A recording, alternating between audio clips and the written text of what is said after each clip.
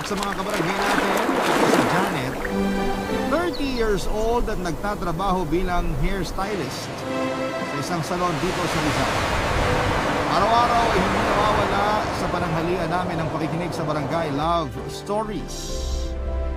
Kaya nga, nagkatuksuhan ang mga katrabaho ko na magpadala daw ako ng sulat sa inyong istasyon matapos nilang marinig ang kwento ng buhay ko.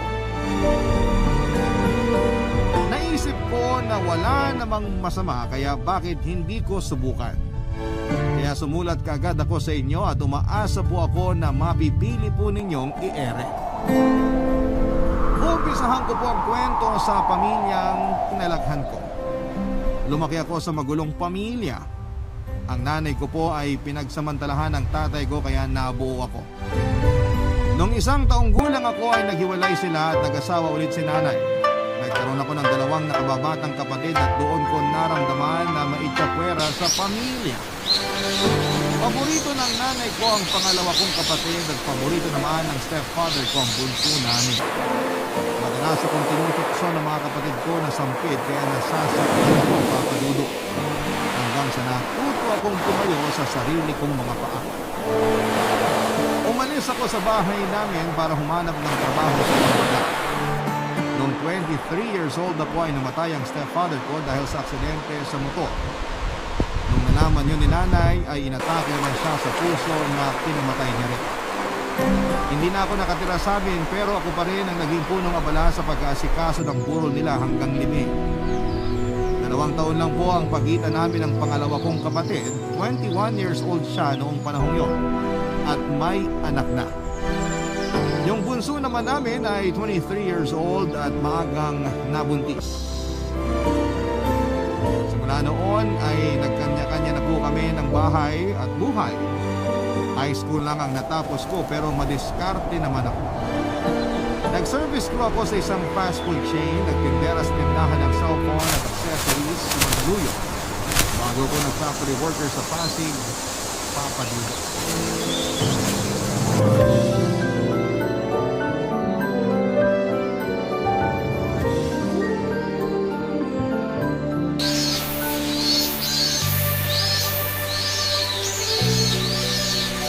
Tuti, ano bang ginagawa natin dito sa motel? Ano pa bang ginagawa ng mag-couple sa motel? E di naglalabing-labing. Ha? Ayoko nga! Ano ayaw mo? I mean, ayoko. Hindi pa ako handa sa sinasabi mong loving-loving. Ay, paano hindi ka handa? Hindi ka marunong, ganon. Kasama na yun dun, pero Pero ano? basta, ayoko pa sanang may mangyari sa atin. Kasi hindi pa naman tayo kasal. Kung alam ko lang na sa motel mo ako dadalhin, sana hindi na ako pumayag na makipag-date sa'yo ngayon. Grabe naman pagiging KJ yan, Janet. Hindi ako KJ. Sinasabi ko lang yung nararamdaman ko. Paano naman yung nararamdaman ko? Sige nga, Ha? yung nararamdaman ko ka ako bilang lalaki. Masyado ka kasi conservative na wala sa lugar. E ano kung hindi pa tayo kasal? Mahalaga pa ba yun? Oo! Para sa akin mahalaga yung paspas ng simbahan bago natin gawin yung ginagawa ng mag-asawa. Di na yun uso ngayon. Yung kasal muna bago maglalabing-labing. Lahat ng mag-boyfriend-girlfriend ginagawa na yun ngayon. Mga barkada ko nga nakailang beses na nakascore sa mga syota nila. Tapos ako hanggang kiss pa lang sa'yo. Huwag mo namang ikumpara sa mga barkada mo yung relasyon natin. Eh kanino ko ikukumpara? Hindi ko alam. Yan yung sinasabi ko, na nararamdaman mo lang yung importante sa'yo. Hindi mo iniisip yung sa akin. Alam mo ba na kapag nagiinuman kami ng mga barkada ko, pinagtatawanan nila ako kasi wala pa raw nangyayari sa atin. At nagpapaapekto ka naman sa mga sinasabi nila. Siyempre, maapektuhan ako. Sabihin na natin na nung una, hindi. Kasi nga, mahal kita at nirespeto ko yung gusto mo na wala munang mangyari sa atin. Pero hanggang kailan? Ay, hindi ko alam. Basta hindi pa ako handa. Tuturuan naman kita eh. Akong bahala sa'yo. Hindi yun tungkol doon. Tungkol saan? Natatakot kasi ako mabuntis. Para yun lang. E di pananagutan kita pag nabuntis kita. Hindi ko kayo tatakasan ng magiging anak natin. Kaya huwag ka nang matakot. Halika nga, palik. Eh, Tuti, Tuti, ano ba? Arte mo naman. Masyado ka pang OA. Pareho naman tayong nasa edad na para magpamilya. Hindi mo kasi ako naiintindihan. Ikaw yung hindi makaintindi. Alam mo kung ayaw mo, bahala ka. Alis na ako. Teka, saan ka pupunta? Basta, malayo sa'yo. Iiwan mo ako rito? Bakit hindi? Wala naman tayong gagawin dito. Saka gusto kong pag-isipan kung may patutunguhan pa ba tong relasyon natin. Kasi kung wala, edi maghiwalay na lang tayo. Huwag mo namang gawin sa akin to. Mahal kita. Hindi mo ako mahal. Kasi kung mahal mo ako, ibibigay mo yung gusto ko.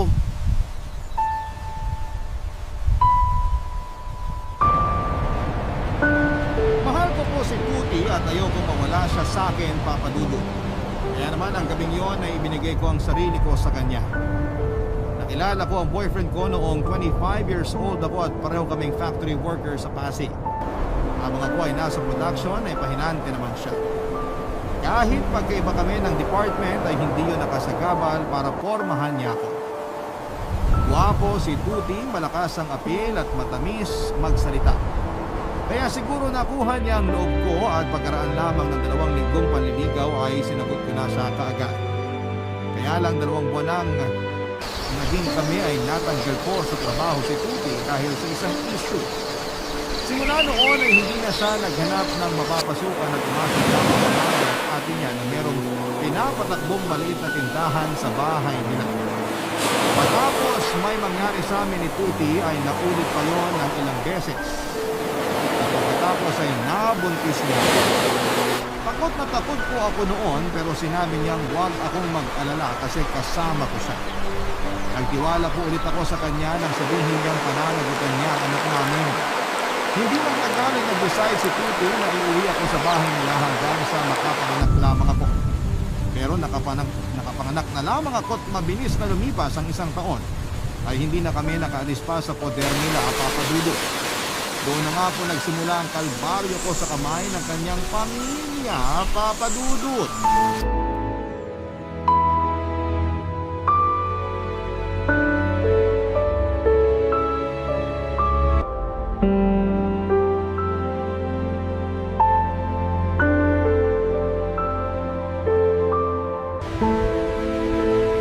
Hoy, Janet!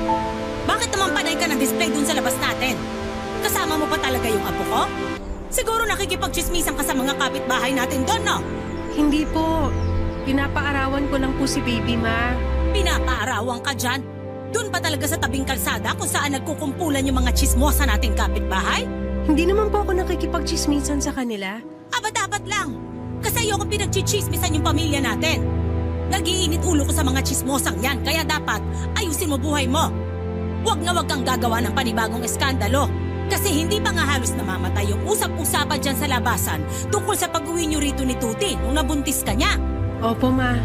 Pasensya na po. Opo ma kapag nalalaman dyan. Kung alam mo lang kung gaano kahihiyan yung naranasan ng pamilya namin dahil sa'yo. Pero kasalanan naman po ng anak niyo kung bakit ako nabuntis. Ano ka mo? Kasalanan ng Tuti ko? Sinabihan ko siya na gumamit ng proteksyon pero hindi po siya nakinig. Magaling daw po siya. O tapos nabuntis pa rin niya ako. Hoy, Janet, hindi lang si Tuti yung bumuo sa batang yan. Baka nakakalimutan mong dalawa kayo. Kaya wag na wag mong sisisihin yung anak ko kung ginusto mo rin namang bumuka ka nun. Kapal ng mukha nitong babaeng to, oh. Sorry po, ma. Ano bang magagawa ng sorry mo? Nangyari na. Sa susunod, wag ka kasing masyadong nagmamarunong. Palibasa, wala kang kinalakihang magulang. Walang nagturo sa'yo kung paano rumispeto. Siguro kinukonsinti ka lang ng nanay mo nung nabubuhay siya, no?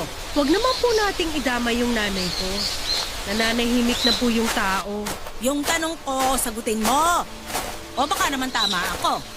Pinalaki kang bastos at walang respeto ng nanay mo. Hindi po totoo yan! Bakit ka naninigaw dyan? Hindi po ako bastos at may respeto po ako sa inyo.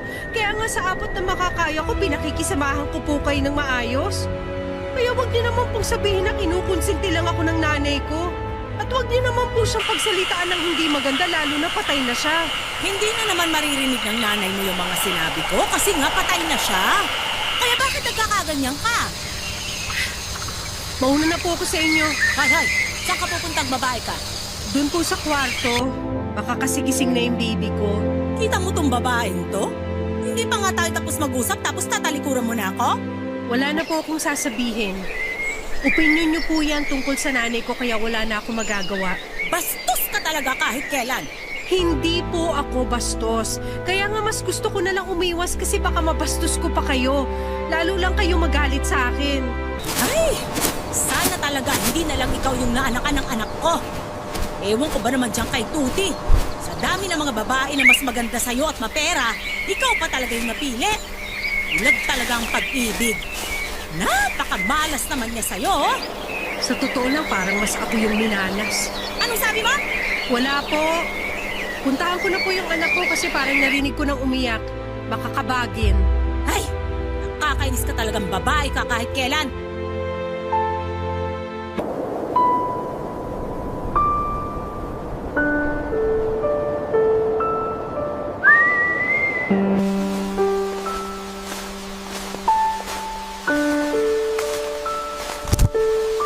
Papadudot mahal ko po si Tuti at ayokong mawala siya sa akin. Kaya naman ang gabing yon ay ibinigay ko sa kanya ang lahat ng tiwala at pagmamahal ko para sa kanya. Papadudot lahat ng pakikisama ay ginawa ko para sa kanyang pamilya. Ngunit nararamdaman ko na hindi ako gusto ng kanyang ina, Papadudot, sa paraan ng pakikipag-usap nito sa akin. Simula pa lang ay ramdam ko nang hindi ako gusto ng biyenan ko. Kahit na noong unang beses pa lamang na umapak ako sa bahay nila. Noong ipakilala ako ni Tuti sa kanya ay matalim na at masama talaga ang tingin ng nanay niya sa akin. Pero inintindi ko yon dahil sinong magulang ang matutuwa na nakabuntis ang anak niyang walang trabaho tapos inuwi pa sa bahay nila. Kaya nga kinabukasan ay nagsabi ako kay Tuti na babalik na lamang ako sa nirerentahan kong apartment. Pero sinabi niya na malaki ang matitipid namin kapag sa bahay na lamang nila ako tumira, Papadudot. Idagdag ko na lang daw sa panganganak ko yung perang ipangbabayad ko sa renta.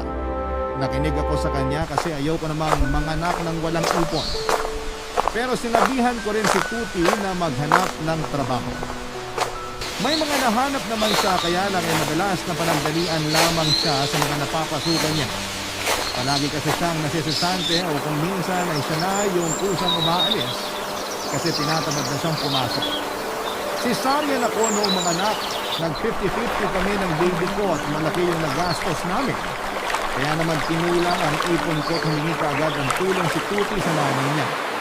Pinautang naman po siya kaya nakalabas kami nasa ospital. Kaya lang, walang araw na nagdaan na hindi yun isinusumbat sa amin ng nanay niya. Patong-patong na po yung stress ko noon, Papadudot, kasi ako lang yung regular na kumakayod sa amin ni Tuti ng panahong yon, Papadudot. Barangay Love Stories. Barangay Love Stories. Isa pa lamang ang anak namin pero pakiramdam ko ay dalawa na, Papadudot. At si Tuti po yung panganay ng mga panahong yon. Nagkasundo kami na siya muna ang magbantay at mag-alaga sa anak namin noong nakabalik na ako sa trabaho. Kaya lang ay mukhang napasarap na ang kinakasama ko kaya hindi na siya nag-apply. Katwiran niya ay mas gusto na lamang niyang maging taong bahay. Kaya lang ay mas doble ang pagod ko dahil pag uwi ko sa bahay ay inaasikaso ko pa rin sila ng anak namin. Tapos ay madalas pang may sakit ang anak namin kahit sinasabi niyang inaalagaan naman niya ito ng mabuti. Hindi ko na po alam kung paniniwalaan ko siya kasi nahihirapan na akong pagkatiwalaan ng mga sinasabi niya, Papadudot. Hindi nga nagtagal ay nakabayad kami sa utang namin sa nanay niya. Yun yung ginamit nung nanganak ako. Kaya naman malaking luwag sa dibdib na hindi na nila yun isusumbat sa amin. Pero may isa pa po akong pangarap na gustong-gusto kong matupad para sa amin ang pamilya ko. Kaya nga nagsikap ako lalo sa trabaho para makapag-ipon ng pera kaya lang ay hindi pa po sapat ang kinikita ko para masuportahan ang pangangailangan ng anak ko. Ako lang kasi ang gumagastos para sa gatas ng diaper niya. Tapos kapag nagkakasakit siya ay nauubos din ang ipon ko. Sinubukan kong sabihin kay Tuti ang sitwasyon at umaasa po ako na maiintindihan niya. ang pinanggagalingan ko ng panahong yon, Papa Dudut.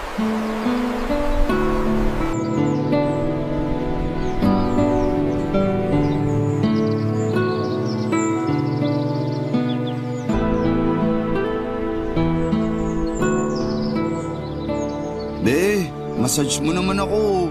Masakit likod ko eh. Pagod ako. Masakit din kaya tong kamay ko. Sige na, saglit lang. Para minsan lang maglambing eh. Sige na nga. O dapa na. Yun! Lakas ko talaga sa'yo. Yan. Diyan. Sa banda yan. Isarap.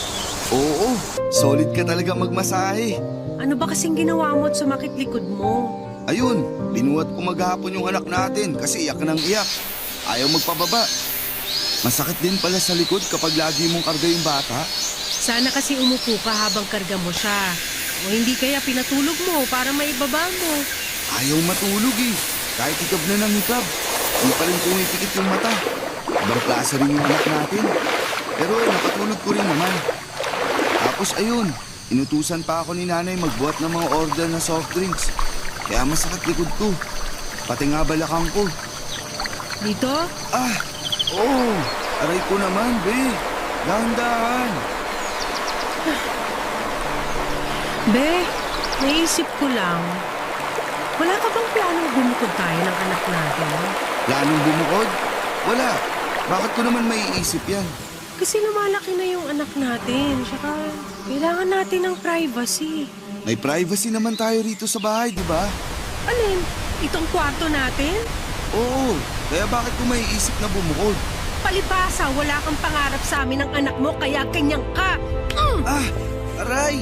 Bakit ka ba namamalo? Nagtatanong ka pa? Hindi ba halatang naiinis ako sa'yo? Halata, nananakit ka na nga eh. Maayos naman tayong nag-uusap kanina. Minamasahe mo pa nga ako tapos namalo ka na. Huwag ka nga sumigaw.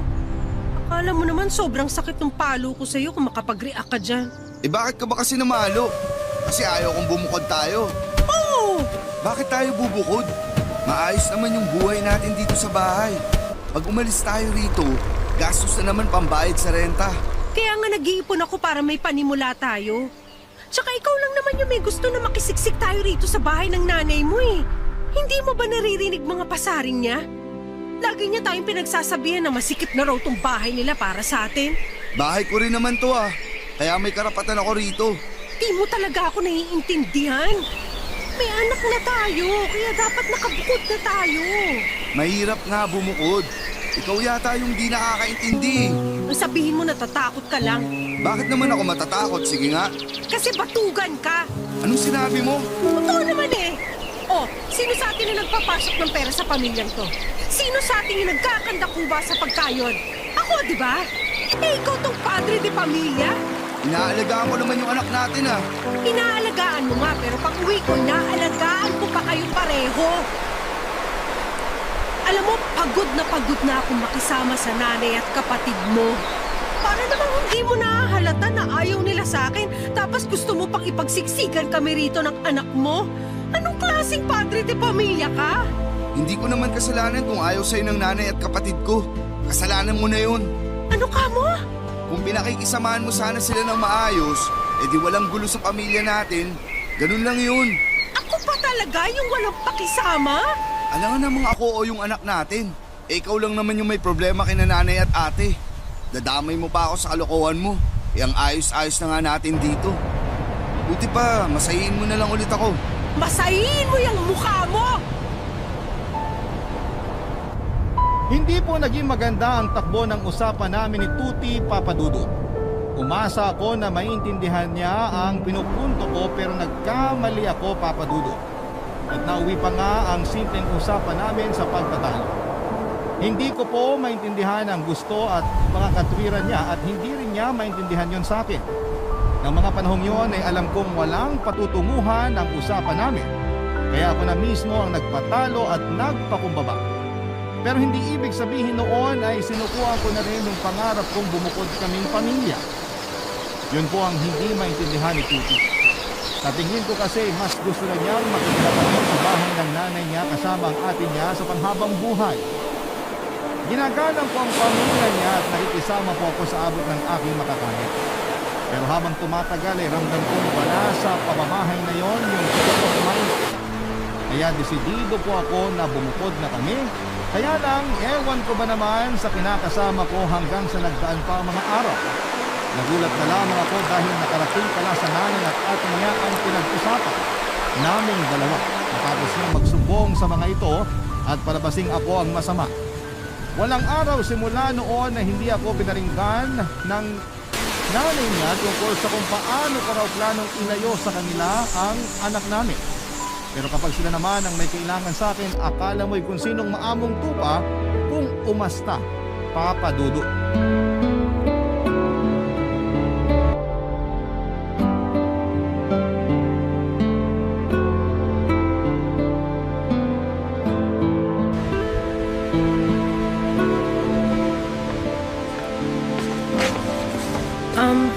Ate Suzanne, nakita mo ba si Mama? Umalis siya na malengke. Bakit mo siya hinahanap? Mag-aabot lang sana ako ng ambag para sa kuryente at tubig. Nandito naman ako. Sa akin mo nalang iabot. Kasi... Akin na sabi. Dami mo pang patalastas dyan. Ito lang? Ha? Lumaki yung bill natin ngayon kasi mainit. Baka naman pwede mong dagdagan tong ambag mo. Magkano ba? Kahit 250 lang. Ate, Yan ang gusto ko sa'yo eh. Madali kang kausap. makikisuyo na lang ako kay Mama. Pasok na ako sa kwarto. Sige, pero teka lang. Teka lang naman, Janet. Ano yun? Baka naman may naitatabi ka pa dyan. Kulang pa ba yung bigay ko? Hindi, okay na to. Pero ako kasi yung may kailangan. Pwede mo kong pautangin kahit 1,000. Naku, ate. Sorry. Pero wala na akong pera rito. Anong wala? Nakita ko may nakaipit dyan sa wallet mo. Patingin ako kung wala. At bakit ko naman ipapakita sa'yo yung wallet ko? Kasi may pera dyan. Wala nga. Kung meron man budget na ng anak ko yun. Babayaran ko rin naman ah. Pahiramin mo na kasi ako. Importante lang. Sorry ate, pero importante rin kasi yung paggagamitan ko ng pera. Wala akong extra money dito. Damot mo naman, 1 feet lang naman kayo rito sa bahay namin. Huwag ka naman magsalita ng ganyan. Nag-aambag naman kami. Hindi kami nakikitira ng libre rito. Huwag mong isumbat sa akin yung ambag nyo kasi responsibilidad nyo yun. Ano kayo, siniswerte? Dapat nga wala kayo rito eh. Kung hindi ka lang inuwi ng magaling kong kapatid. Napakadamot mo. Hindi naman sa pagmamaramot, pero sinabi ko na wala akong may papautang. Tsaka madali naman akong kausap kung meron man. Alam mo yan ate. Ilang beses na ba kitang pinahiram? Kung tutuusin ako nga ang dapat magalit kasi mas marami ka pang utang na hindi nababayaran sa akin. Ay wala akong natatandaang nangutang ako sa'yo na hindi ko binayaran. Oo, kasi tuwing sinisingil kita, lagi mo ko inaaway at sinusumbatan. Kaya hindi na lang kita sinisingil kahit na nakakainis. Naiinis ka pala eh, di sana siningil mo ko para na itakain ko sa'yo yung pambayad ko. Tingin mo sa akin, walang pera? Kung may pera ka naman pala, bakit ka pa nangungutang? Sumusobra ka ng babae ka. Kapal ng mukha mo. Hindi ka lang nanay ng pamangkin ko? Matagal na kitang sinabunutan palabas ng pamamahay na to. Nakumanda ka. Isusumbong kita kay mama. Hindi po yun ang unang beses na umutang sa akin si Ate Suzanne. Maraming beses na po at lahat ay pinagbigyan ko naman. Kaya lang may ilang utang na siyang hindi binayaran sa akin. Dami po siyang dahilan kapag sinisingil ko. Tapos madalas ay siya pa ang galit at nanunumba. Ako na lang po ang nahiya kaya hinayaan ko na lamang ang mga utang niya. Pero nang panahon na yon ay naghihigpit ako ng sinturon at hanggat maaari nakabudget yung perang ilalabas ko. Hindi naman ako pumalya sa pag-aabot sa kanila ng ambag namin sa bills pero hindi nakasama sa budget ko yung pagpapautang. Kaya nga galit na galit sa akin si Ate Suzanne at kulang na lamang ay isumpa niya ako sa mga pinagsasabi niya sa akin. Kung makapagsalita siya, akala mo hindi ako naging mabait sa kanila ng nanay niya. Nagsumbong po ako kay Tuti tungkol sa mga sinabi ng ate niya sa akin pero pinagpilit balikat lang niya yun. Pagpasensyahan ko na lang daw si Ate Suzanne kasi nga ay nangangailangan din yung tao. Sasama raw or sasama raw talaga ang loob nun kasi hindi ko na nga pinautang kahit na may naitatabi naman akong pera. Alam din kasi ni Tuti na nag-iipon ako para sa plano naming pagbukod. Dahil sa pagkampi niya sa kapatid niya ay nagalit po ako sa kinakasama ko. Hindi ko po inaasahan na mas kakampihan niya ang pamilya niya kesa sa akin. Doon ko po naisip na hindi niya talaga kami mahal ng anak niya at sa una lang siya magaling. Kasi kung mahal niya kami, may pangarap siya sa amin kaso'y wala nga po, Papa Dudut. Barangay Love Stories. Barangay Love Stories. Sobra na ang stress ko sa poder ng biyenan ko kaya humina na rin ang resistensya ko, Papa Dudut. Nagkasakit ako noon at umabsent sa trabaho kaya lumiit ang sweldong na iuwi ko. At nung isang beses na hindi ako nakapag-abot ng pangambag sa bahay, pinungungaan pa ako ng nanay at ate ng kinakasama ko. At ang masakit doon ay walang ginawa si Tuti kaya sa kanya ko binunto ng galit ko. Sinisip ko siya kung bakit miserable ang buhay namin sa poder ng pamilya niya. Kahit tamad siya at wala siyang pangarap sa amin ng anak niya. Nagalit sa akin si Tuti kaya sinampal niya ako, Papa Dudut. Yun ang unang beses na pinagbuhatan niya ako ng kamay. Kitang-kita ko sa mga mata niya na wala siyang pagsisisi at pinangka niya sa akin na kasalanan ko dahil masyado raw ako madaldal at masakit magsalita. Hindi ko siya kinausap pagkatapos ng outing namin yun pero nagulat na lamang ako dahil nang mga sunod na araw ay pinagchismisan ako ng nanay at ate niya.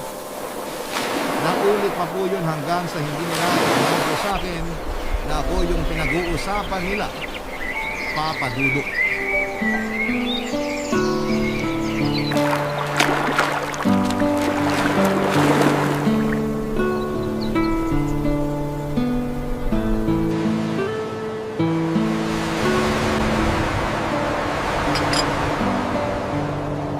Ang sarap nitong bistek! Paborito ko to, Ma! Dahan-dahan lang sa pagkain, nak. Baka mabulunan ka. Huwag ka nga magsalita habang kumakain. Nalalaglagan yung mga kanin mula sa bibig mo. Arte mo naman, ate. Oh, bakit di ka kumakain, Janet? Ayaw mo ba ng ulam? Gusto po. Makikisuyo nga ng kanin, be. Ikaw na, abot mo na yan. Kumakain ako eh. Nagdadabog ka ba? Hindi po, ma. Nagdadabog ka eh. Saka bakit salubong yung kilay mo? Ano bang problema mo? Tatapatin ko na po kayo. Nung nakaraang araw kasi narinig ko kayo ni Ate Suzanne na pinag-uusapan ako tapos nagtatawanan pa kayo. Nung nakaraang araw? Pinag-uusapan ba natin siya, Suzanne? Ewan ko dyan sa babaeng yan mo. Mabuti pa, kumain ka na lang dyan, Janet. Ah, baka naman yung sinasabi mo yung kinwento sa amin ni Tuti tungkol sa pagiging bastardo mong anak. Tama, di ba? Ay, oo, naalala ko nga. Huy, Ma! Bakit mo naman sinabing kinuwento ko? Totoo naman, di ba? Kanino ba namin malalaman? Di sa'yo lang naman. Ma naman eh. Grabe, no? Pinagsamantalahan lang pala ng tatay mo yung nanay mo, kaya ka nabuo? Kung tutuusin, daig mo pa yung putok sa buho. Kaya siguro nung nag-asawa yung nanay mo, hindi ka niya paborito. Walang may paborito sa'yo sa pamilya niyo kasi bastarda ka lang. Ang kapal naman ang mukha mong insultuhin ako. Ay, bakit? Totoo naman ang sinasabi ko, Pati pala sa sarili mong pamilya, sampid ka lang. Parang kung ano ka lang dito sa pamilya namin. Sampid. Tama naman si Suzanne. Kaya bakit ka nagagalit, Janet? Kasi mali yung sinasabi nyo. Anong mali doon? Nanay mo nga mismo ayaw sa'yo. Kaya bakit ka pa magtataka kung kahit kami ni Mama, ayaw rin sa'yo? Ate Suzanne, tumigil ka na. Ba't ako titigil? Ayaw mo bang marinig ng babaeng yan? Na hindi talaga namin siya gusto sa pamamahay na to? Hindi nyo na kailangan sabihin kasi simula pa lang nung una, alam ko na yon. Nararamdaman ko na yon. Alam mo naman pala eh. Pero bakit hanggang ngayon pinagsisiksikan mo pa rin yung sarili mo sa bahay namin? Matagal ko nang gustong umalis dito pero yung magaling mong kapatid ang ayaw umalis dito. Oh, bakit ako nasisi dyan?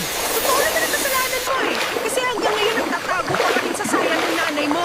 Sobra ka na magsalita, Janet, ha? Bakit nasasaktan ka? Hi, Janet. Kung babastusin mo lang din yung pamilya namin dito pa mismo sa loob ng bahay ko, bukas ang pinto. Umalis ka na. Aalis talaga ako! Kung tagal ko nagtiis sa pamilya nyo, ginanap ko kayo, nirespeto, pinakisamahan, wala akong natatanda ang ginawang masama sa inyo. Ako ba nga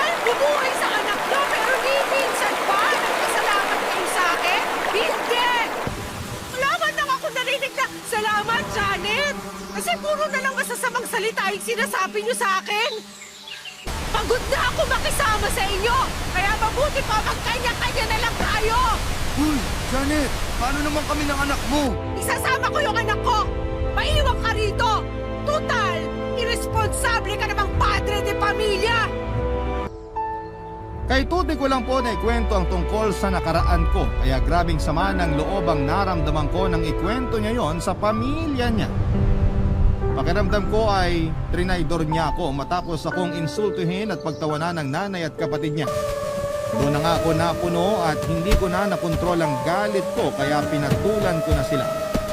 Alam kong mali pero sinubukan ko namang magtimpi at magpakumbaba. Kaya lang ay masyado silang mahilig makisawsaw sa buhay ng iba na para bang wala silang sariling buhay, Papa Dudut. Nang araw na yon ay nag-alsabalutan kami ng damit at gamit ng anak ko.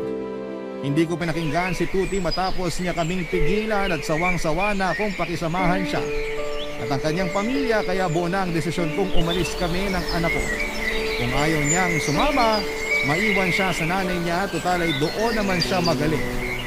Noong matapos kong iimpake ang mga damit at gamit namin, ng anak ko ay agad na akong lumabas ng bahay nila at nagtawag ng tricycle.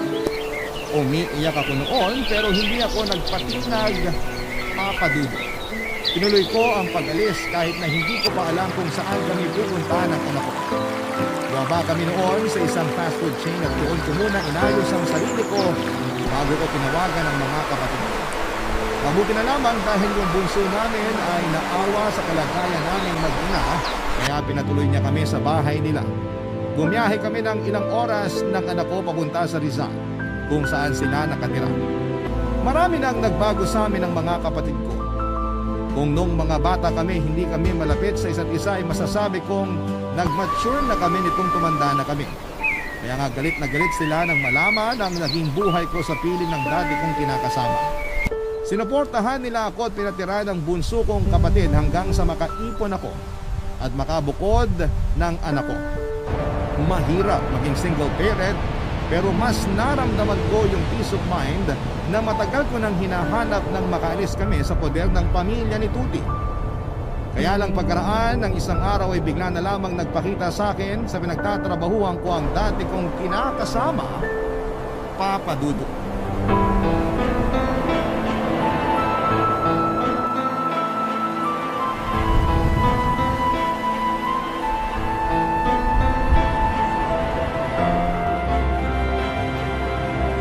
Janet, sandali!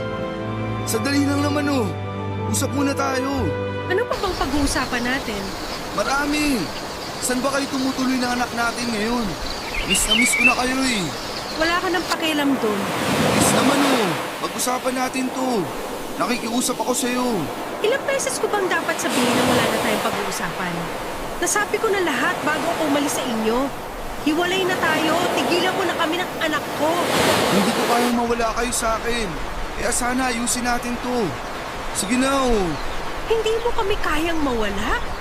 Sana naisip ko yan bago tayo umabot sa ganito. Kaya nga sinisisi ko yung sarili ko kasi huli ko na naisip yung bagay na yun. Hulaan ko. Hindi mo talaga yan maiisip kung hindi nangyari sa atin to. Kaya tama lang na lumayo na kami ng anak mo sa'yo at sa pamilya mo. Kahit na mahirap maging single parent, titiisin ko kesa naman makasama pa sa iisang bubong yung nanay at kapatid mo. Alam mo kung tutuusin? Matagal na nga pala akong single parent. Simula nung hindi ka na maghanap ng trabaho at umasa na lang sa pamilya mo. Kaya nga magbabago na ako. Mag-a-apply na ako ng trabaho. Sana naman mo pa yung ginawa kasi huli na ang lahat ngayon. Janet naman eh. Babe, please. Huwag mo kumatawag-tawag na pe. Alibad paran ako sa'yo. Gusto mo bang lumaki na walang tatay yung anak natin? Mas gusto ko ng ganun kaysa naman magkaroon siya ng tatay na katulad mo. Kung alam ko lang na magiging patugang ka, sana hindi na ako pumayag na magpabuntis sa'yo. Kung makapagsalita ka, akala mo nalugi ka. At bakit hindi ba? Mahigit 1 taon din kaya akong kumayod para sa pamilya natin kasi nga tamad ka. Ako yung nanganak sa atin, di ba? Ako yung operada pero ako yung kulang na lang na magkadakuba sa pagbabalat ng buto para lang may panggastos tayo, pang-ambag sa bahay nyo at pambayad sa utang tingin pa rin nila sa akin masama. Inausap ko na sila. Ayaw din naman nilang mapalayo sa anak natin. Bumalik na kayo sa bahay. Magsimula tayo ulit. Kahit na ano pang sabihin mo, hindi na ako sasama pabalik sa'yo sa bahay nyo. Kasi kung nagtagal pa ako noon, baka masiraan na ako ng ulo. Sapat na yung ilang taong pakikisama ko sa pamilya mo, Tuti. Sapat na rin yung panahong sinayang ko sa'yo at sa pag-asa magbabago ka pa para sa pamilya natin. Gusto ko naman pagtuunan ng pansin ang kinabukasan namin ng anak mo kasi hindi mangyayari yon kung doon pa rin kami nakatira sa inyo. Sobra ka namang ma-pride. Di ba ang mga babae sumusunod sa mga asawa nila? Hindi naman kita asawa. At saka bakit kita susundin? Hindi ka nga marunong magdala ng pamilya. Kaya dyan ka na. Huwag mo na kaming guluhin ang anak ko. Hindi ninyo po masisisi kung bakit ayoko nang sumugal muli kay Tuti.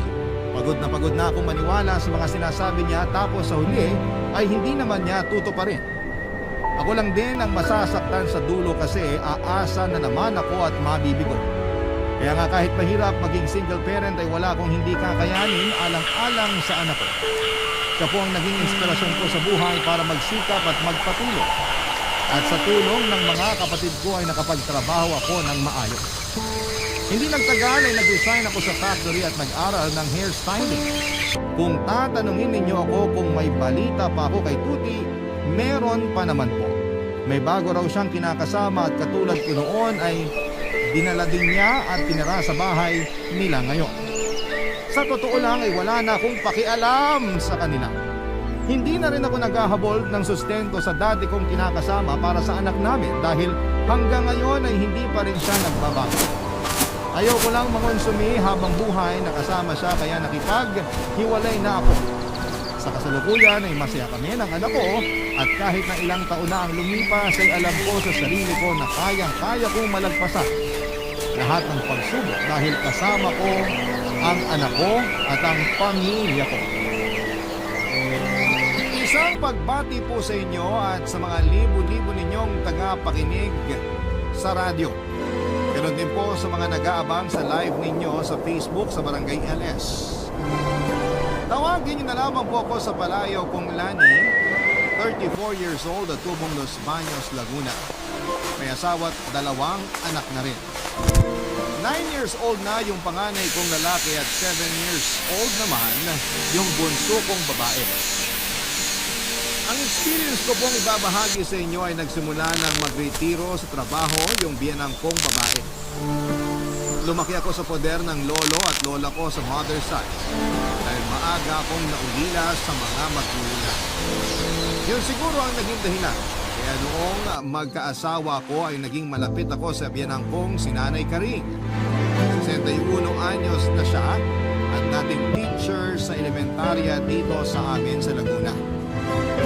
Simula nung mabalo siya 6 years ago ay pag-aalaga na lamang ng mga halaman ng kinakahiligan niya. Kaya noong mag-pandemic ay yun na rin ang naging lipangan niya, Papa Dudu. Lalo at nauso noon yung bansag na plantito at plantita sa mga mahilig maghalaman. Ilang buwan din kaming hindi nakabisita sa kanya dahil sa lockdown. Kaya nung hindi na gaanong mahigpit sa COVID-19 protocols ay dinalasan na namin ang pagdalaw sa kanya. Minsan ay para na rin ihatid sa kanya yung mga padala ng asawa ko na nasa Saudi. Madalas din kaming magkita doon ni Ate Belen na panganay na kapatid ng asawa ko. Sa isang purok lang kasi kami nakatira at walking distance lamang ang mga bahay namin sa biyanan ko. Noong tumigil sa pagtuturo si Nanay Karing ay palagi na siyang sinusundo ni Ate Belen para magbantay sa 2 anak nito sa bago nitong kinakasama. May pwesto kasi sila na tindahan ng karne sa palengke. Kaya walang naiiwan sa 2 bata noong panahon yun. Papa Dudu.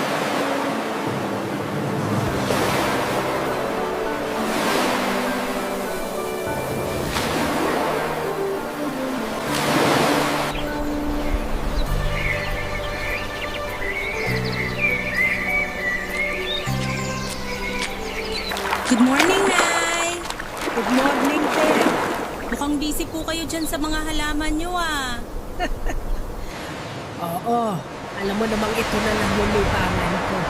Ito nga't kailangan ko pang umupo dito sa bangkito habang nag-aasikaso ng halaman. Para naman hindi masyadong sumakit tong likod ko. Naku, tama na muna po yan, Nay. Tara na po sa kubo para makita niyo tong mga dala ko. Sige, sandali lang. Tatayo lang ako para doon na tayo mag-usap. Sige po. Ay. Ang aga mo yata bumisita. Lapad pa ng ngiti mo. Ano pang meron? Kasi po excited na akong ibigay itong mga padala ni Jero na sabon sa inyo. Tsaka may sorpresa din kasi ko sa inyo, Nay. Kaya dali na po, puna kayo dito sa tabi ko. Eto na, uupo na. Ay, hirap na talagang umupo pag nagkakaedad na. Ano bang sorpresa yon? Nanalo ka pa sa wedding? Nay naman, hindi naman po ako tumataya sa wedding eh. Ay, sandali lang po at kukunin ko yung sorpresa ko. Dito ka lang po lalabas lang ako saglit. Ay, batang din talaga. May pasorpresa pa sa akin ng okasyon. Teka, ano ba tong laman ng mga plastic na dala niya? Tignan ko nga. Naku, puro sabon nga lang pala yung laman nito. Nay, ito na po yung sinasabi kong sorpresa ko sa inyo. Wow! Ang cute naman ng tuta na yan! Buti hindi nakawala. Itinali ko po kasi muna dun sa puno ng makopa sa labas. Wala namang ganong dumadaan kaya tahimik siya doon. Yan ba yung sorpresa mo sa akin? Opo. Nagustuhan niya ba, Nay? Oo naman! Alam mo namang mahilig talaga ako mag-alaga ng aso, di ba? Lalo na kung ganito kaganda. Anong lahi ba to? Labrador Retriever po yan, Nay. Tsaka babae po yan, kaya hindi yan magiging pag-ala-gala. Naku, mabuti naman para bagay sa kanya yung pangalang Bamba. Kasi cute siya. Nay, tumuloy na ako. Tinulak ko na lang yung gate, di naman nakalock. Narito lang naman kasi kami sa kubo kaya hindi na nilak ni Lani. Dito ka maupo sa bangko para makita mo tong regalo niya sa aking aso. Nay, nagmamadali ako. Naghihintay na yung asawa ko sa pwesto namin sa palengke. May sadya lang ako sa'yo kaya nandito ako. Ay naku, wag mo nang sabihin.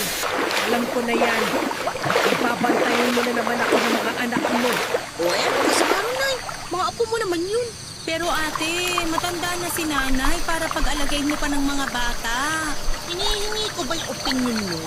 Tsaka ano naman problema mo dun nanay ko yung kausap ko. Ikaw, sampid ka lang sa pamilya kaya wag kang makialam. Hindi naman sa nakikialam ako, ate. Pero senior na si Nanay, kaya di na siya dapat nasistress sa mga ganyang bagay. Ano ba pakialam mo, ha? Baka gusto mo lang mutakit ko yung uso mo para di ka na makasabat. Huwag na nga kayo magtalo. Sige na, Belen. Mauna ka na sa inyo at susunod na lang ako. Aayusin ko muna yung mga halaman ko. Salamat naman nang makalayas na rito. Naalibad para na ako sa isang sip-sip dyan eh. Pero, siguraduhin mo na yung nasusunod ka agad ah. Naiinip na doon sa palengke yung asawa ko, kaya bilisan nyo na. Oo, sige na. Pero Nay, ayos lang po ba kayo? Oo, Lani, ayos lang ako. Kaya umuwi ka na rin.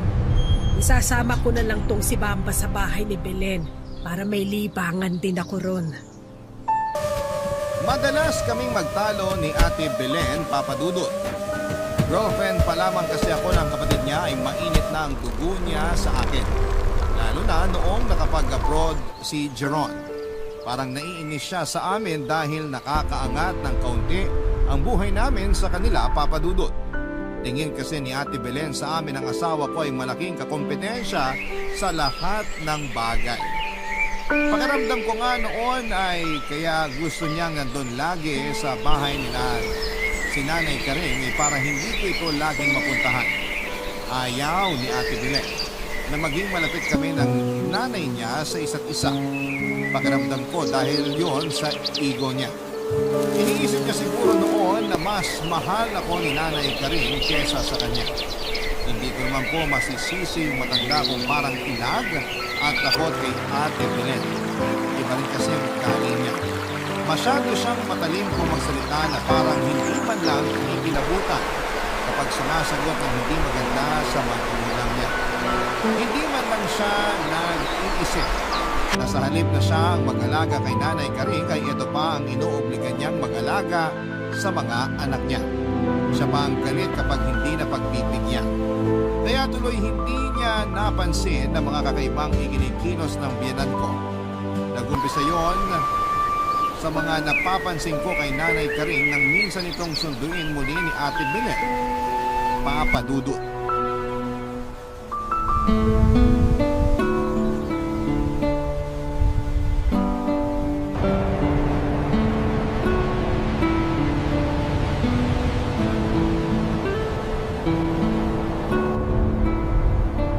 Ano ba yan, Nay? Ibaba nyo na muna po si Bamba para makita nyo tong mga dala ko.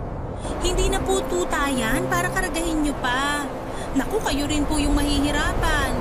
O siya, ito ibababa ko na. Ibaba ka muna, Bamba, ha? Nakakatuwa naman kasi si Bamba. Abay, parang bata akong maglambing. Para tuloy ako nagkaanak uli. Buti naman po nagkakasundo kayo niyang alaga nyo. Ay, sinabi mo pa. Siya na nga lang yung nagpapasaya sa akin dito. Siya na rin taga-abot ng tsinelas ko kapag umaalis ako para kumuha ng pensyon. Naku, mukhang nandyan na naman si Ate Belen. Siya lang naman yung mahilig magbukas ng gate ng walang sabi-sabi. Oh, nandito ka na naman pala, Lani. Kaya pala di na naman nakalak yung gate eh. Ikaw naman, Belen. Maliwanag pa naman kaya ayos lang na hindi mo na isara yun. Tsaka ayaw mo na nakapasok ka kaagad. Oo, Nanay. Yung manugang nyo naman palagi yung magaling sa inyo. Para yung mo sinabi kung ma-depends agad kayo dyan. Eh ikaw naman kasi ate, kaya aga-aga ang init ng ulo mo. Ano na naman ba ang kailangan mo kay nanay? Sa'yo na ba dapat unang ipaalam ngayon kung anong kailangan ko sa nanay ko? Hindi yata ako nasabihan na kailangan ko pa palang magpaalam sa'yo bago ko masundo si nanay. Naku, Belen. Kung pagbabantayin mo na naman ako sa makukulit mong anak, kaya ayoko na. Katapos nung magpakasarap ng lalaki mo, ako yung pahihirapan yung mag-alaga sa mga anak nyo. Kung makapagsalita naman kayo, Nay, parang di nyo mga apo yung inaalagaan nyo ah. Ayoko na nga! Ayoko! Nani, sabihin mo nga sa kanya na ayoko. Ang OA nyo naman, Nay. Pinakikiusapan ko lang kayong bantayan saglit yung mga anak ko. Naninigaw na kayo agad. Hindi OA si nanay ate. Kinukulit mo lang kasi kahit na ayaw sumama sa'yo. Tumahimik ka nga dyan, Lani. Sabat ka ng sabat. Isa pa tong asong to. Dapat dito sinisipa eh. Ay! Ate naman! Kailangan mo pa bang sipain yung aso? Nakakainis eh. Tinatahulan ako. Tsaka ano bang pakialam mo kung sipain ko yan? Naiinggit ka siguro, no? Gusto mo sipain din kita? Napakabarumbada mo talaga! Pati aso ka pinagdiskitahan mo ba? Kung makareact naman kayo. Aso lang yan. Hindi yan basta aso lang, te. Alaga yan ni nanay. Yan lang kasama niya dito sa bahay. Wala akong pakialam. Ay, makaalis na nga lang. Pero bago ko makalimutan, dami na lang itong mga sabon at pabango dito sa lamesa, ha? Para naman di masayang yung pagpunta ko rito. Huwag mo nang kursunadahin yan, ate. Bigay yan ni Jeron kay nanay. Tsaka meron ka rin naman yan, ah. Ano namang masama kung kinuha ko tong iba? Pinaghirapan naman to ng kapatid ko, kaya tumahimik ka na dyan.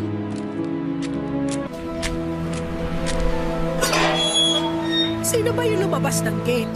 Ang ingay ah! Si Ate Belen po yung lumabas. Di ba nga po kagagaling niya lang dito? Teka, ba't parang nanginginig kayo, Nay? Nagulat po ako at nagtaka sa naging reaksyon noon ni Nanay Karing kay Ate Belen, Papa Dudut. Alam kong hindi sila magkasundo at talagang masungit sa kanya yung hipag ko, pero ni minsan ay hindi ko pa ito nakitang nagkaganon. Nagtaka ko dahil yun ang unang pagkakataon na nakita ko siyang umarte, na para bang batang nagmamaktol at ayaw sumunod sa magulang. Natakot din ako dahil parang sandali siyang nawala sa sarili niya, Papa Dudut. Parang naging blanco rin noon ang mga mata niya.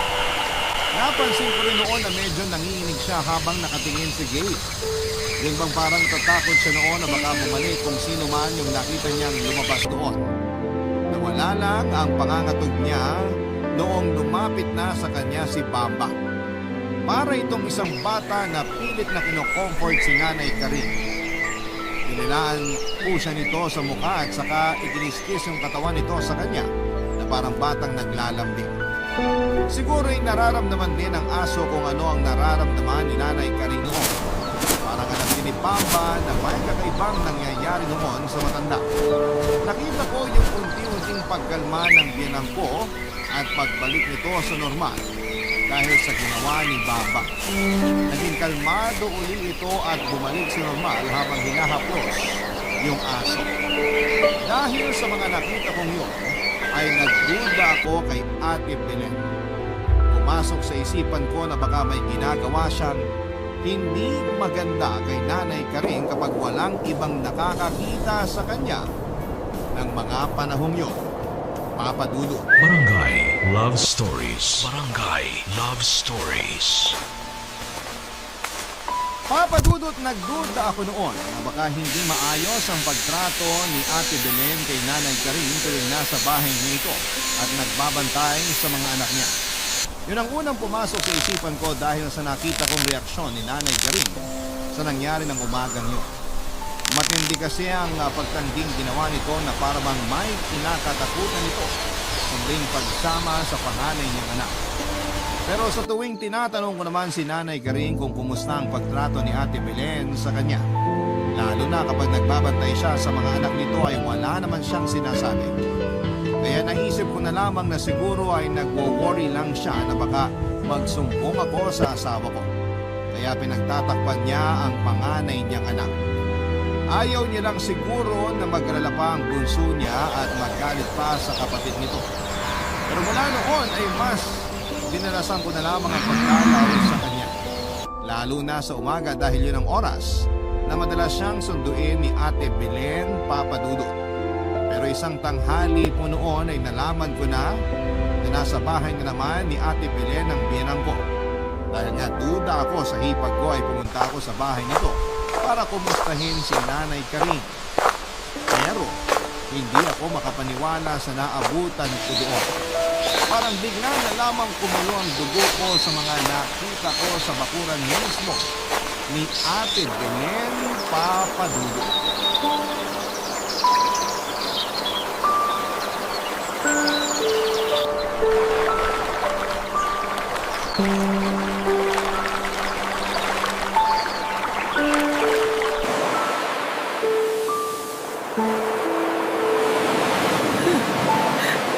Ate! Bakit mo naman pinagagalitan si nanay? Dito pa talaga sa labas? Paano di ako magagalit? Eh, nagtataka na nga hanggang si nanay. Naturing ang teacher dati tapos ganyan. Iwanag ba naman yung anak ko dito sa may poso na puro sabon yung mata? Eh, kung nadulas pa yung anak ko rito. Ayun o, napula yung mata ng bata. Please, Pasensya na. Hindi ko naman sinasadya eh. Tsaka saglit lang ako dun sa loob kasi kinuha ko yung stroller.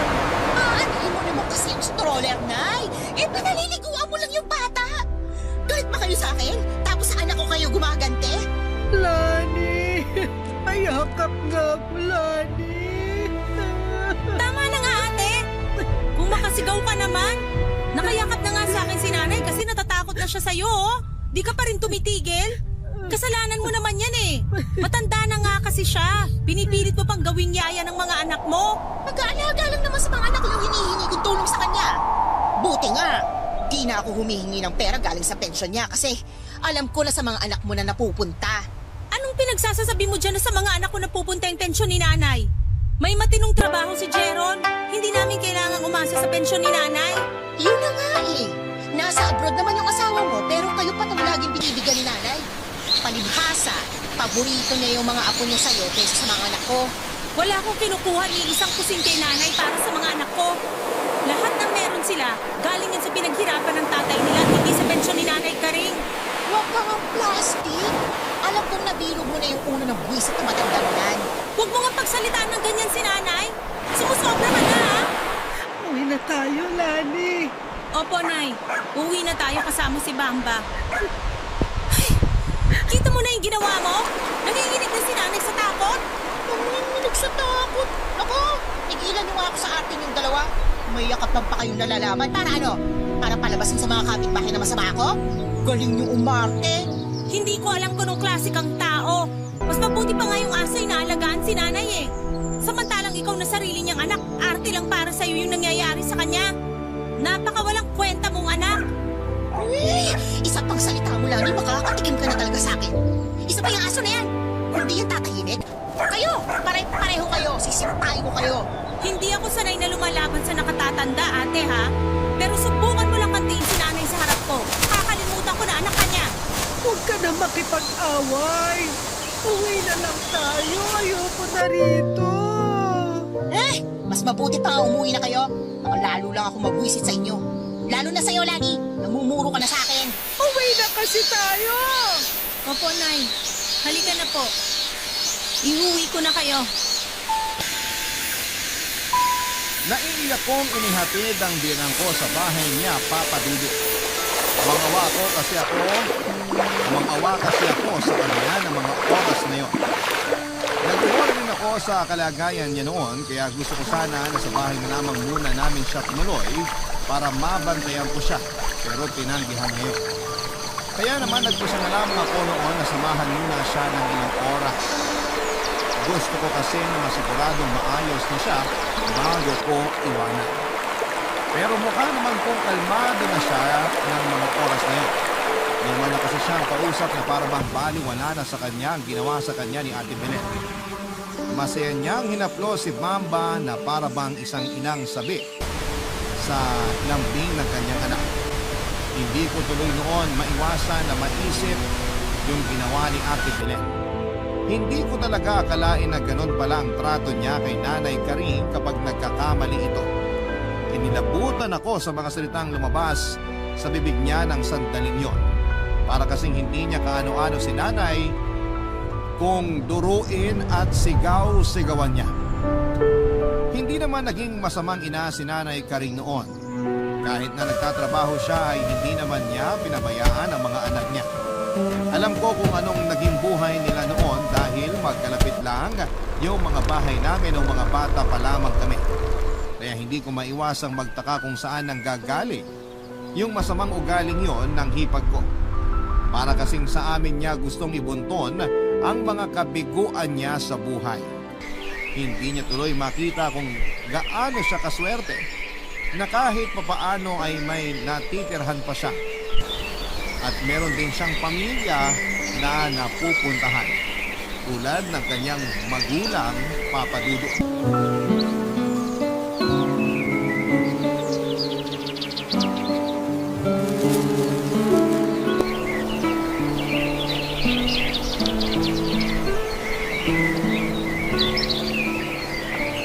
Nay, nandyan po ba kayo?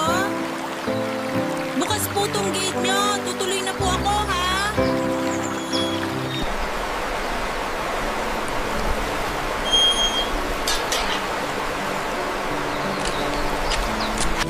Oh, Nay! Asan Ano pong yun? ginagawa nyo? Hinahanap ko yung bangkito ko. Hindi ko makita. Gagamitin ko sana sa garden eh. Nay, ayun po, oh, sa may pasimano ng bintana sa harap nyo. Ha? Kanina pa ako ikot ang ikot kakahanap dito eh. Nandyan lang pala. Sino kasi naglagay nito rito? Malamang po na ilagay nyo po yan dyan. Nakalimutan nyo lang. Hindi ko nakalimutan. Hindi ko lang nakita kasi malabo na mga mata ko. Eh ano nga ba ng sadya mo?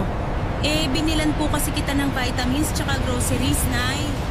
Meron din po akong biniling gatas dito tsaka oatmeal para sa inyo. Sabi kasi ni Jeron, ibili ko na kayo ng groceries para di na kayo mapagod pumunta sa bayan. Naku, salamat! Ang dami naman itong pinamili mo. Sakto lang po yan para sa isang linggo niyong budget, Nay. Ay, siya nga po pala. May binili rin ako para kay Bamba. Ay, meron pa para sa aso ko. Ang bait mo talaga. Sana nga pala nagtatrabaho yung asawa mo? Parang matagal ko na yun hindi nakikitang pumupunta rito ha. Si Nanay naman. Paano po kayo madadalaw dito ni Jeron? 3 taon na po siyang nasa Saudi. Ganun ba? Ang tagal na palang nasa abroad ng bunso ko. Matagal na nga po siya sa abroad, pero nakalimutan niyo po. Hindi ko nakalimutan. Kayo yung makakalimutin. Kasi hindi kayo nagpaalam ng nakalimutan. Ay, siya nga pala. Ipapakita ko sa iyo yung aso. Ando lang yun sa kubo kanina natutulog. Ako matutuwa ka dun sa aso ko yun. Napakatalino na at napakalambing pa. Marunong utusan yon. Ha? Si Bamba po ba? Paano mo nalaman ang pangalan ng aso ko? Kasi po, Nay, ako po nagbigay nun sa'yo. Di niyo na po ba naaalala? Hindi Regalo sa akin ng tatay Jerry mo si Bamba nung naliligaw pa lang siya sa akin. Talaga po, Nay? Binigyan din po kayo ni Tatay Jerry ng aso nun? Aba, oo naman.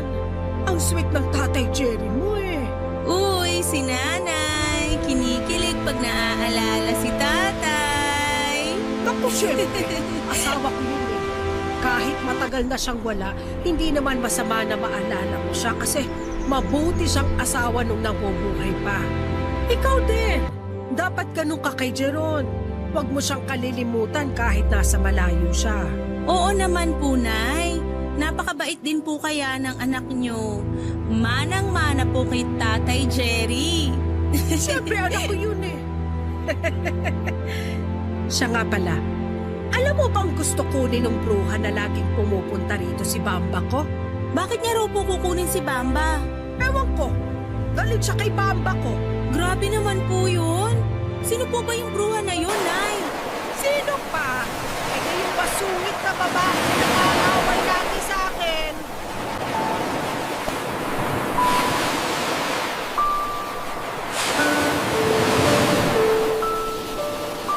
Matapos ang pag-uusap namin yon ng biyanang ko ay hindi na ako napalaga ipapadudot. Kakaiba po kasi siya ng umagang yon. Minsan matino siya tapos ay biglang magiging pabago-bago ang mood niya. Nagiging irritable na siya na para bang isang bata at napapadalas na rin ang pagiging makakalimutin. Kaya naisip ko na ang patingnan siya sa doktor papadudot. Nung una ay ayaw pa niya pero dahil sa pangungulit ko ay napapayag ko rin siya. Pina-general check-up ko na siya sa public hospital dito sa Laguna. Base nga po sa resulta ng iba't ibang lab test at MRI na ginawa sa kanya ay nakumpirma ng doktor na may early signs ng demensya si Nanay Karin. Wala daw lunas sa sakit na yon. Pero pwedeng malabanan ang mga sintomas at mapabagal ang paglala. Hindi ako makapaniwala noon dahil sa pagkakaalam ko ay nasa 65 pataas ang edad ng mga tinatamaan ng ganong sakit. Pati na rin yung mga may sakit na diabetes at high blood. Pero wala namang ganong sakit si Nanay at medyo mahina na nga lang yung baga niya pero normal pa ang BP niya. Sabi rin ng doktor ay maaaring nagkaroon ng silent stroke si Nanay Karing noon. Yun daw ang biglaan at sandaling pagtigil ng supply ng dugo sa kanyang utak. At kahit daw hindi high blood ay maaaring tamaan ng silent stroke, papadudot, kapag masyado nag-iisip at nai-stress. Hindi raw madaling makita ang sintomas nito dahil hindi raw ito nararamdaman o napapansin ng mga pasyente sakaling umatake ito. Pero apektado nito ang utak at ang memorya tulad ng nangyari kay Nanay Karin. Papadudot. Barangay Love Stories. Barangay Love Stories. Papadudot dahil sa pag-aalala ko ay pinilit ko si Nanay Karin na sa amin na muna tumira para naman maalagaan at mabantayan ko siya. Pero hindi siya pumayag kaya napilitan ako na kami na lamang ng mga anak ko ang tumira pansamantala sa bahay niya. Ipinaliwanag ko sa mga anak ko na kailangan naming makumbinsi ang lola nila na sumama sa amin. Mariing pa rin itinanggi ni Nanay Karin ang sakit niya dahil hindi naman daw niya ito nararamdaman. Malakas pa naman daw siya kahit matanda na. Isa pa ay hindi naman madalas ang sumpong niya. Siguro ay dahil na rin kay Bamba. Aliw na aliw kasi si Nanay Karin sa alaga niya at ang sabi naman kasi ng doktor. Naiiwasan ang mga sumpong ni Nanay Karin kapag lagi itong masaya at nakakaiwas sa stress. Kaya naman lagi kong kinakausap noon si Nanay Karin. Tinatanong ko siya lagi tungkol sa mga masasayan niyang alaala para hindi mawala ang mabilis ang kanyang memorya. Nakikipaglaro din kami ng mga anak ko sa kanilang dalawa ni Bamba. Sinisigurado ko rin na nasa maayos na oras ang pag-inom niya ng mga gamot na reseta ng doktor sa kanya. Madalas ko rin ipakausap sa kanya sa video call ang asawa ko para hindi niya rin po ito makalimutan. Alam na rin kasi ni Jeron ang kalagayan ng nanay niya kaya madalas din itong tumatawag at nangungumusta. Unti-unti na sana akong napapanatag noon dahil hindi na siya sinusumpo. Pero hindi pala yon magtatagal dahil sa ginawa ni Ate Belen, Papa Dudut.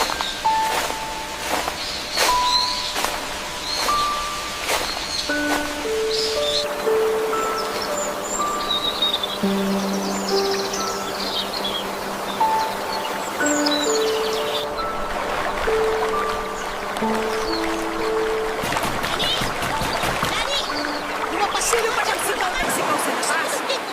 Sa tuwan, kinakalakap na yung gate natin eh. Opo, sandali lang. Lalabas na po ako. Mabuti naman at lumabas ka na. Buksan mo na yung gate. Eto na, bubuksan na. Gabing-gabi na kasi nabubulahaw ka pa. Tulog na yung mga anak ko eh. Magigising pa dahil sa'yo. O ayan, bukas na. Pumasok ka na. Eh talagang papasok na ako.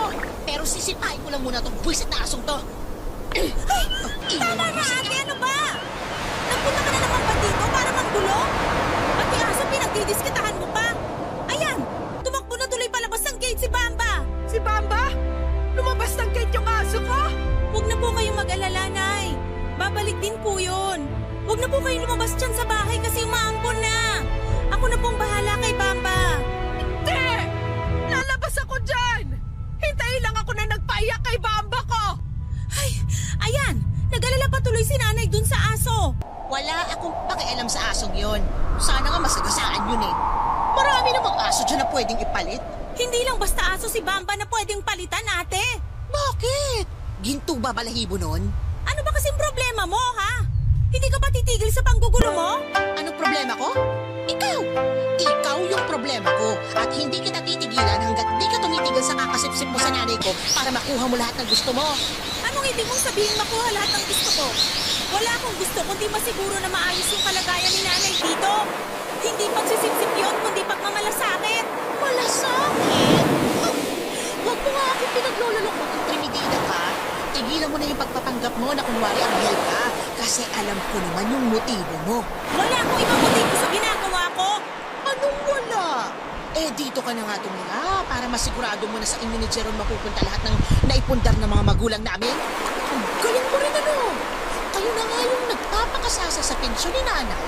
Pati tong bahay at lupa gusto mo pang makuha. Hindi totoo yan. Nani, asa na si Bamba? Andiyan lang po yun, Nay. Ako na po magpapasok sa kanya mamaya. Narito ka pala. Ikaw siguro yung umaway kay Bamba. Ha? Aray! Bakit mo ko kinurot na matanda ka? Salbahe ka! Bakit ka ba nanunulak, ha? Sumusobra ka na, ha? Walang hiya akong babae ka? Ang lakas ng naubusang palin ako? Gusto mo masaktan? Ha? Sige, halikat ka! Kalbuhin ko yung buhok mo! Buisit ka! Aray! Ano ba? Hindi ba? Kulang pa na sa impactang tulad mo! Tumigil na kayong dalawa! At nauwi na nga sa sabunutan ang pagtatalo namin yon ni Ate Belen, Papa Dudut. Hindi tuloy namin namalayan na nakaalis na si Nanay Karin. Sinundan kasi nito sa kalsada si Baba at halos mabingi ako sa lakas ng kabog ng bibig ko dahil sa sobrang pag-aalala ng mga oras na yun.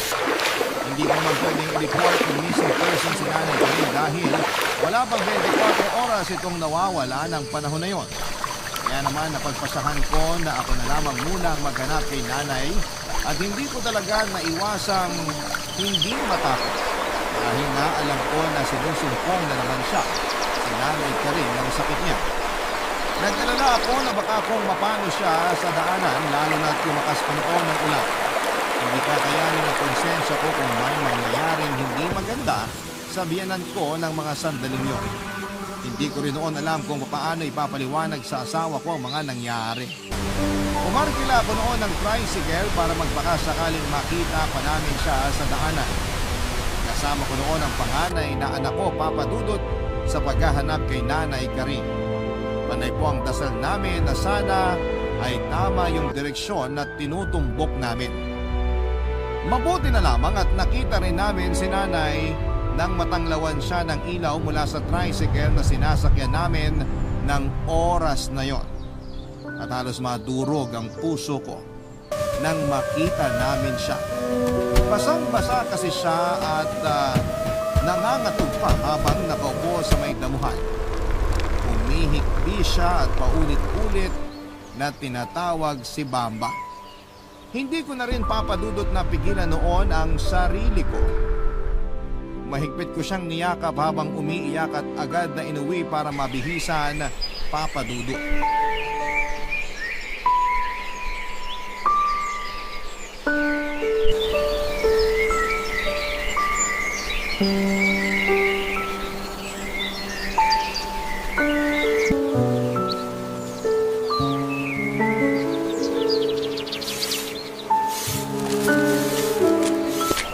Lani, tumuloy na ako dito sa loob.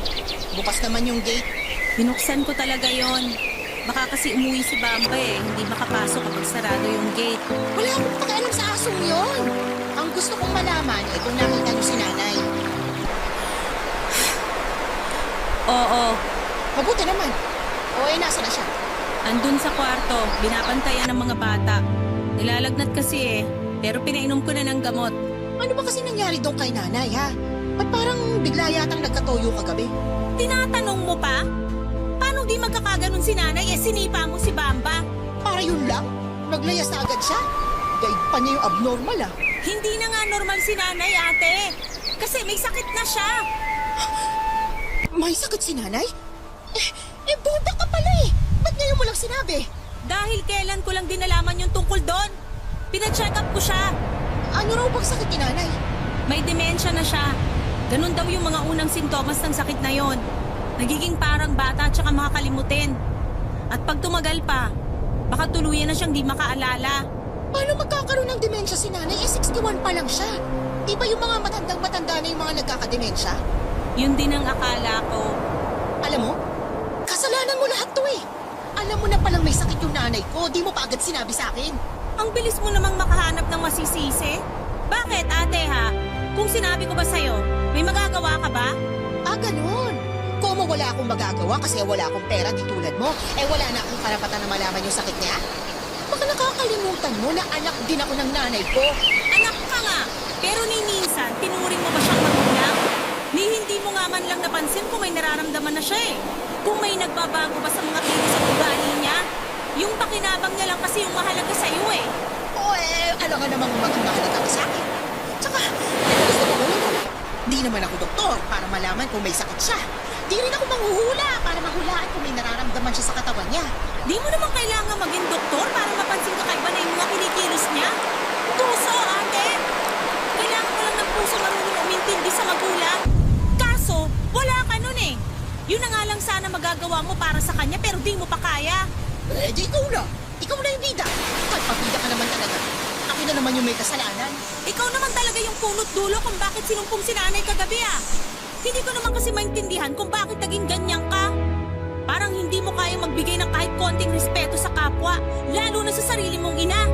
Hindi mo pala ako maintindihan. Di wag mo na ako intindihin. Pero pasalamat ka. Walang nangyari sa nanay ko kagabi. Kasi kung nagkataon, ikaw yung sisisihin ko. Bago ka manisin ang iba, sisihin mo muna yung sarili mo. Yung simpleng lagnat ni Nanay Karing ng gabing yon ay lumala at nauwi sa pneumonia. Hindi ko po alam noon kung ano ang gagawin ko dahil parang ang bilis ng paglala ng sakit niya. Naiiyak ako tuwing binabantayan ko siya sa ospital pero hindi na niya ako makilala minsan.